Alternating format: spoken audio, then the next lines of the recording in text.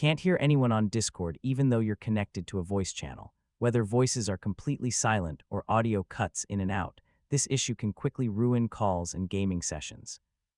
The good news is that most Discord audio problems are caused by settings or device conflicts, and they're usually easy to fix. In this guide, I'll walk you through the best solutions. First, make sure your system volume and Discord volume aren't muted. Also check the volume levels for individual users in the voice channel, since they may have been turned down accidentally. Next, open Discord settings and go to Voice and Video. Under Output Device, make sure the correct speakers or headphones are selected. If multiple devices are connected, try switching between them.